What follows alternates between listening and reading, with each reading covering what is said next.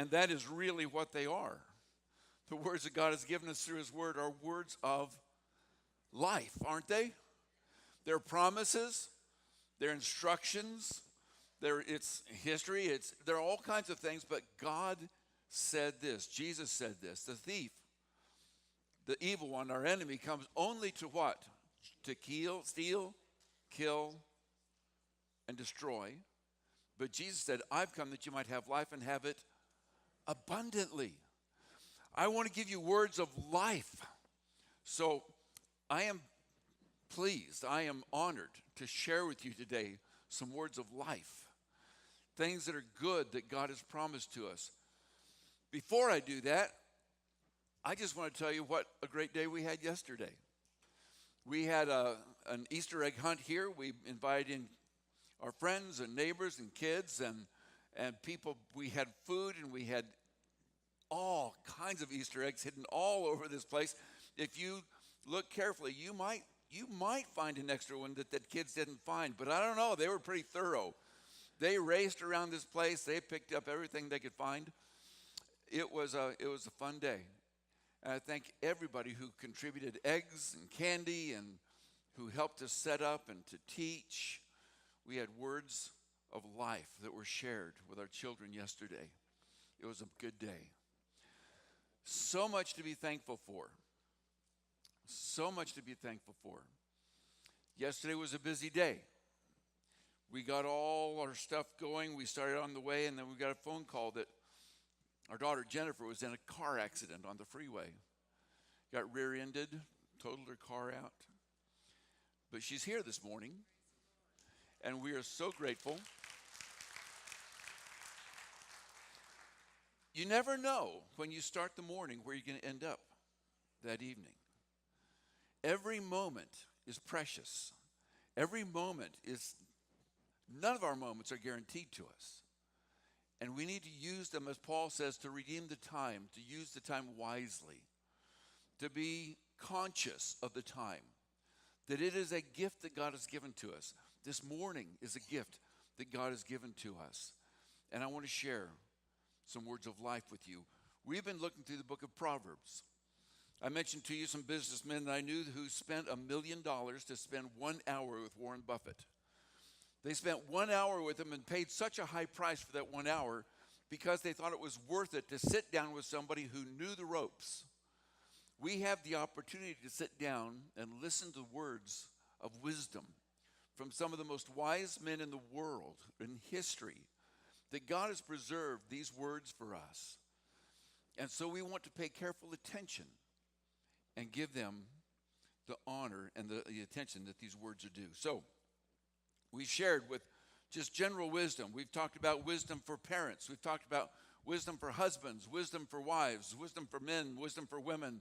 We've talked about last week just all of us making a commitment to live by God's wisdom. But our teens were missing last week. They were at a youth rally up in Bakersfield. And so we're going to kind of wrap up our study by giving a special word to our teens today. So we're looking at you guys. But I want everybody else to pay attention because these words don't apply just to teens. You're going to see yourself in these. You're going to say, man, I wish I would have known some of that when I was a teenager. But you can still pass on, and you can still practice these same things. The wisdom for children is no different than the wisdom for adults. In fact, most of us still are kids in different ways. And so we want to listen carefully to what these wise men have to share with us. There comes a time in our life where we have to make some decisions. Some decisions are easy, some are hard. Whether I have eggs or pancakes in the morning, that's not a hard decision. And it's not one that's going to affect my life. But then there comes the decision, who should I marry? Should I marry this person? Should I wait? Should I look at that? That makes all the difference in the world. And I've seen it make the difference in people's eternity by choosing the person they're going to marry. So we've got some tough choices. We've got some easy choices. I joined a group when I was in junior high school. I did not like to sing when I was in junior high school, and yet I joined a chorus. It was a singing group that made up of kids from churches all over the Denver area, and they'd come together once a week, practice. But what I heard is they traveled, they took trips. I thought, ka-ching, that's a ticket. They would go as far away as Cheyenne, Wyoming. Now, for us in LA, that sounds like a long ways, but from Denver, it was only about 2-3 hours. But it was away from home, and it was cool with a bunch of kids going on a bus. That sounded like a great trip. So I joined the group. It made a difference in my life. Eventually, the leader of that group took us to Omaha, Nebraska on a mission trip to spend a week knocking doors. Anybody ever knock doors? Just cold call, knocking doors. You knock on somebody's door, you say, you want to study the Bible? And here I was probably a sophomore in high school, knocking on doors, and I thought I had it all together. I thought I had all the answers. I knew the Bible pretty well. I'd been going to Sunday school since I was a baby. I knew it. And then one lady asked me one simple question. She said, I don't want to study the Bible because it's got so many contradictions. I said, no, it doesn't have any contradictions. What's a contradiction in the Bible? And she came up with one. And I didn't know what to say. But right at that moment, I knew I had to make a choice. If I'm going to walk this road, I've got to walk it for real. I'm either going to do it or not. I'm not going to play with it. I'm not going to pretend I know the answers. I'm going to devote myself, or I need to walk away. And I had a choice to make. And at that moment, I made a choice. I'm not going to just rely on my Sunday school education. I'm going to devote myself to looking into this for real. If this woman could stump me with such a simple little question, I wish I'd go back and talk to her today. Oh, I wish I could. But I need to be real about this. We have mentioned before, if you know more about football than you know about Habakkuk, then there's a problem. If you've been a Christian for any number of years, if you know more about craft beers and Game of Thrones than you know about the book of Obadiah, and some of you are going, oh, but what? Then we need to stop and do some reconsideration. Where are our priorities? What choices have we made? Do we make a choice just to kind of fit in with the world, or do we make a choice to be God's people? And he calls us to make a choice. And so we're going to look at this. Proverbs is written for students.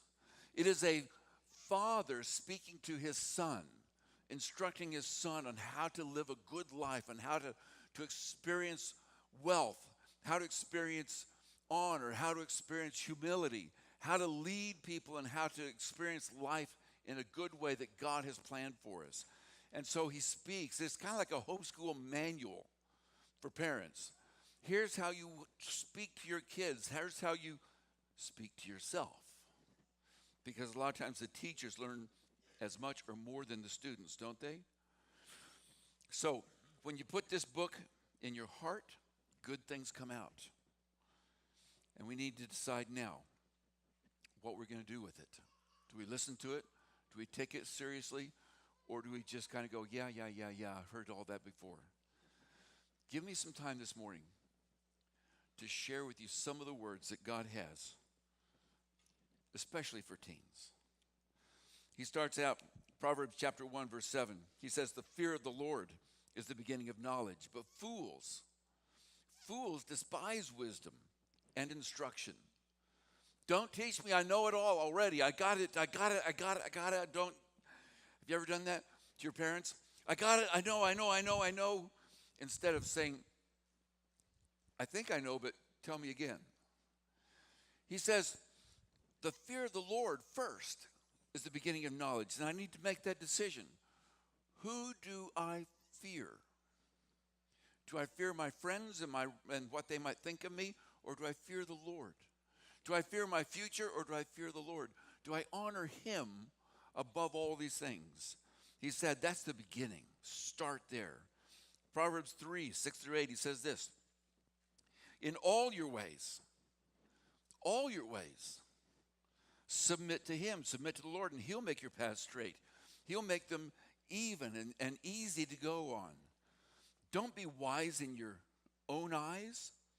Fear the Lord and shun evil. Oh my goodness. Don't be wise in your own eyes. How many of you think that you know everything there is to know? You know all enough. You know, you don't need to learn any more. He says, stop it. Don't be wise in your own eyes. Be open to being wrong. Be open to learning. Be open to gaining something new that you never even knew you didn't know. He says, this will bring health to your body and nourishment to your bones. I love that language. It sounds so good. Proverbs 16:3, he says, do this, commit to the Lord whatever you do, and he will establish your paths. You want a life that matters? You want a life that makes a difference? Then you commit your plans to God. You say, it's not about me. It's not about my plans. It's not about my wishes. It's all about you and what you want, God. Lead me in that. I'm going to go and listen to you as I walk. Your plans are what's most important, and he'll establish your plans when we put him first. I want to share with you just a few things, a few other things. He starts there in the Proverbs. I want to share with you a few more things. Number one, do this. If you want things to go great, commit to the Lord. That's the passage we just read. If you want life to be good, you want life to be full, you want life to be meaningful, you want life to have purpose and significance, commit your ways to God. This is from the wisest people in the world who say, looking back on their own lives, they say, here's what makes the difference. You commit your ways to the Lord and your life gets right. I know so many people who they just wish that they could go back in their life and do things over, knowing what they know now. I know so many people who wish they could have made some good choices way back in the early days of their lives, and they would not have made the mistakes that they had made since then. I watched my friends. Here was a turning point in my life. When I was in that singing group, we had devotionals. That was my youth group. We had devotionals. We knocked on doors. We did all kinds of things. But I watched my friends who were being handed Christ on a silver platter. Life and purpose and meaning was being given to them. And they were just going, I want to do it my way. And walking away. They were being given eternity right in their hands. People were spoon feeding it to them, and they were saying, no thank you. I'd rather meet my friends Friday night at Daniels Park with the big keg and have a good time. And I watched my friends who had all the treasure of heaven and earth in their hands, and they didn't know it. And they let it go, and I thought, oh, that was where I was at. Until somebody challenged me, and I made a choice to really look into this myself. Not just to take somebody else's word for it, but to really look into it myself. And I found some things that I'd never found before, and God opened my eyes to some things. But my friends, who were growing up in church too, never got it. Why? Because they failed to make that choice. They just kind of bebopped through life and went the ways that their friends went, and they followed wherever the wind blew instead of making a choice. And I watched them walk away. I've watched hard lives, people who are hurting, people who suffered, because they have a history of bad choices. The choices they made were not godly choices, and it affected the rest of their lives, which affected the lives of the people they got married to, which affected the lives of their kids, and their cousins and their extended and their friends, and they come back to me and they go, how did I get here? Well, it was a series of steps all along the way of choices that they made that were bad. They were ungodly. They weren't horrible. They didn't decide to go out and rape, murder, and pillage. They didn't go out and do horrible things. They just made little steps along the way till finally one day they look back and say, how did I get here? It's little choices all along the way. And they wish they could go back. So we need to make a commitment to make good choices. How do you do that? Number one, the writers say, fear the Lord. Put him first. Take him seriously. And understand God is not out to limit your fun. He's not out to limit your life. In fact, what did Jesus say? I came that you might have life and have it how? Abundantly. That's his promise. And you say, well, wait a minute. Religion is about not doing things right. Don't drink, don't party, don't do this, don't do that, don't listen to that, don't hear this, don't say don't. It's all about the things we don't do, right? That's what religion is. It's all these rules. And I thought that at one time until I made a choice to really look into God. And here's what he wants. He wants powerful lives. He says, I want to fill you with the power of my Spirit, the same power that raised Jesus from the dead, the same power that caused him to walk on water, the same power that rose Lazarus from the grave. I want to fill you with that power. I want you to live purposeful, meaningful, significant lives. I want you to know the joy that the world can't experience. I want you to know the peace that surpasses all understanding. I want you to go to bed at night with a smile on your face, because God is good and you are his. And your future is secure. God wants to fill our lives with things that the world could never fill our lives with. He is not out to limit your fun. I've had people say, but Doug, I've got struggles in my life that you just can't understand. You've never been there. You've never experienced what I'm going through. You don't know how hard it is for me. And I say, thank God I don't understand that. Because I see the choices they have made through their lives that have brought them to that point. But I was blessed early on to be challenged to make a choice to take God seriously or not. And when I took him seriously and started making his choices, godly choices, I avoided all those things that those other people went through. Now, little caveat. Jennifer was driving down the road yesterday. She was following all the rules. She did everything right and was still in an accident because somebody wasn't paying attention. Ran into the back of her car at about 65 miles an hour. Sometimes other people's choices affect us and we get hurt even though we're innocent. That's life. We're in a broken world, and just because we do things right doesn't mean we escape all the harm and all the hurt, because we are in a world that's full of hurt. But here's the secret. Through all the hurt, through all the things that we do experience, God walks with us each moment of the way, and he gives those moments of hurt purpose and significance. And we can use them and grow from them. Otherwise, they are just hurt.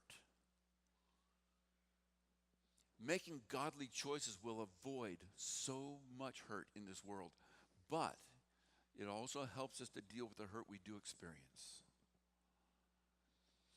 when we commit to make godly choices.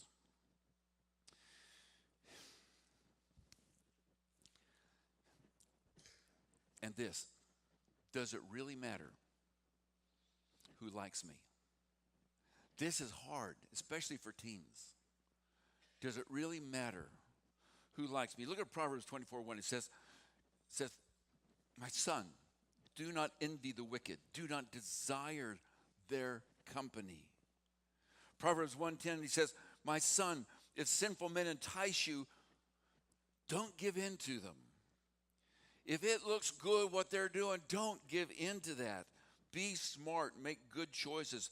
Proverbs 23:17, he says, don't let your heart envy sinners. Don't look at them and say, oh, I wish I were like that. He says, but rather be zealous for the fear of the Lord. Make a good choice to follow godly ways. He says, then there is surely a future hope for you, and your hope will not be cut off. Here's the deal. What you are is not measured by the number of likes on your Instagram account. It just isn't. And yet, sometimes isn't that what we strive for? We open an Instagram account, we post something. Here, I've got an Instagram account. But I'm a what do you call me? I'm a sneaker. I'm in the background. I don't post. I just look at everybody else's posts. Okay? But you know what? I have posted a couple times. You post something, and I promise, it's an hour later, I'm going back to see if anybody's looked at it. Did they like it? Did they like it? The next day, I'm looking, how many likes did I get? How many like? Yeah, and there's something about that. You're drawn into it. Did they like what I did? Did they? I don't even know who these people are, but I want to know, did they like what I posted? There's something we want to be liked, and sometimes today we are so driven by our social media that determines whether we're liked or not. The psalmist, the writer of the Proverbs said, don't depend on people for your substance, for your likes, for your worth. It's not the number of likes on your Instagram account, it's what God says about you that determines your value. Get your likes from God, not from social media. Love your friends, but don't let your friends tell you who to be. Make choices that are godly. And he says, then I'll establish your ways. Number 2. Well, boy, I got off of my outline and jumped way ahead because this was number 2. That was number 2, which was when I was a teen, we talked about peer pressure a lot. And I think really a better term for it is don't care so much what everyone else thinks about you. Don't look at what people say. Look at what God says. Make choices for that. But moving on, number 3, the Proverbs writers, these wisest men in the world, say, do this. Obey your parents. Obey your parents. Oh, man. But you don't know my parents. You don't know what irritants they are in my life. If I could just, I like the fact that my parents provide a house for me and food for me and clothes for me and a car and transport. Those are good things, but if they could just kind of step back in the closet after that, I'd be fine.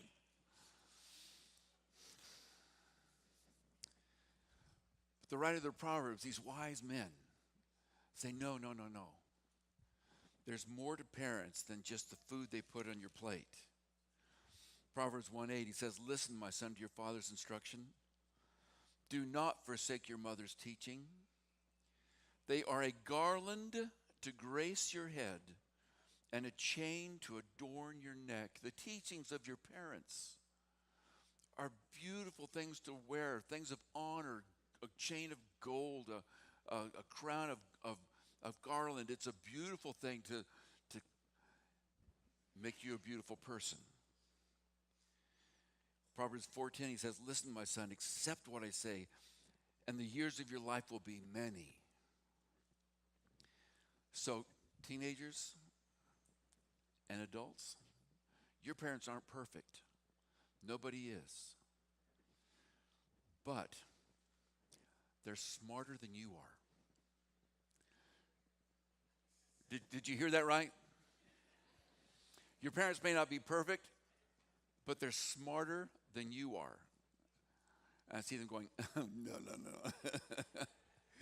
They don't even know how to turn their phone on. Come on. What do you mean smarter than we are? They may not know how to handle the latest gadgets. That's what you're there for. But they know people, and they know life, and they know situations that you can't get any way besides experience. And they have walked the road before, and they want the best for you. And they've experienced things that you cannot have experienced because you just haven't lived that long. Yeah, I know they've lived a long time. They're old. But that gives them experience that you can't change. You can't teach experience. You have to live it. And so listen to your parents. They are on your side. Boy, I've said that so many times. We're on your side. We love you. We want the best for you. Yeah, but you want me to do this when I want to do that. Yes, that's right, because we have been down that road and we see where that eventually leads to, and we don't want you to end up there too. We want better for you than what we experienced ourselves. And we learned something walking down that road, and we want to save you from that. We want you to experience better. And you can be wise and listen to the teaching and instruction of your parents, or you can be foolish and go off on your own way. You choose wise, foolish. Which would you rather be? The Proverbs writer says, listen to your father, listen to your mother. They're going to teach you good things. He says, walk with the wise and you'll grow wise. Walk with the experience of people who've walked before you, especially those who loved you like your parents.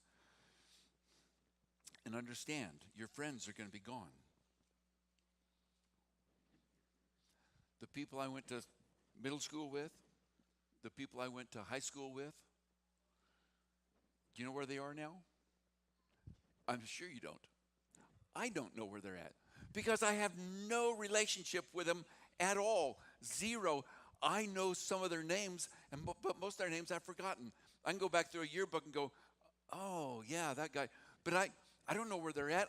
We have nothing to do with each other today. And yet, when I was in high school, I was willing to bend over backwards to please those people. The Proverbs writer says, be careful and choose things that will last. Guess who's still in my life today? My parents. Guess who still loves me today? My parents. Guess who I struggled with the most when I was in high school? My parents. Guess who stuck with me through all that? My parents. They're the ones who will be there for you when everybody else leaves. Hang on to them. Honor that.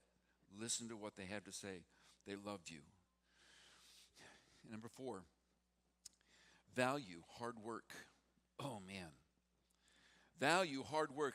The Proverbs have so much to say about work. Actually, it has a lot to say about laziness, or about not working. Here's some of the things he says. Proverbs 28. He says, those who work with their hand, work their land, those people will have abundant food. But those who chase fantasies, who just play games, who follow their passions, they will have their fill of poverty. Proverbs 12 says, diligent hands will rule, but laziness ends in forced labor. Just think about this as you're going through school. I had, a little confession here, I had better things to do when I was in school than to study. Homework was a bother. It got in the way of life. And I had more important things to do than homework. I mean, when the bell rang, it was my time, right? Not school time. And I wish I could go back and change some of that. I realize now with just a little bit of work, I could have done so much better. But I didn't, because I didn't see the work I was doing in school as God's work. And yet, it is God's work. Preparing yourself, growing yourself, building yourself, being excellent for God's sake, doing it as if you're working for the Lord and not for your teacher, not for your parents. You're doing something to honor God through your schoolwork. Do well to honor God. Put that as the value. Be diligent. He says, when you do diligence like that, you don't get forced into slave labor. You have choices where you can have influence. You have choices then to do jobs and work and things later on where you're not the slave. Proverbs 6, he says, and I love this one. This is the king of all these lazy passages. He says, how long will you lie there, you sluggard? I just love that language. You sluggard. When will you get up from your sleep? A little sleep, a little slumber, a little folding of the hands to rest, and poverty will come on you like a thief, and scarcity like an armed man. He says, be careful. There is a time for rest, but there is a time for work. And we need to be diligent with our schoolwork, you look away from the yard for a week and suddenly the weeds have taken over. And now it is so much harder to catch up than it is to keep up, right? He says, keep up, be diligent, look around, whether that's studying, whether it's looking at God's word. It's one thing to grow in the Lord. It's another thing to try to catch up in the Lord. It's a wonder. I remember going through all my undergraduate studies, and then I came to a Bible class with a man who just floored me with all the things he brought to the table. And I thought, I want to be there. I have so much to learn, even after I've gone through all this. And somebody said, yeah, but that man, I think at the time he was about 75. He said, he's been around a long time. You've got time, but you need to do it every day. So when you're 75, you'll be where he's at. But you need to be diligent in your work. But here's something I just want to share with you, just some real practical things that Proverbs talks about, but I'm not going to go into all the different verses. I just want to share these things with you. Number one, these are suggestions on how not to be poor. Anybody want to be there? How not to be poor. Financially, I'm talking about money, okay? How not to be poor. Number one, finish school. Proverbs talks about education, talks about being diligent with that. Went to a school up in LA, nice school out on the west side, and it was a graduation ceremony, and the principal got up, and he was so proud of their graduation rate. He said, we had a full 50% of our class graduate. And I looked at my friends whose son was graduating and thought, 50%? That's all? They said, that's where we're at today. Finish school.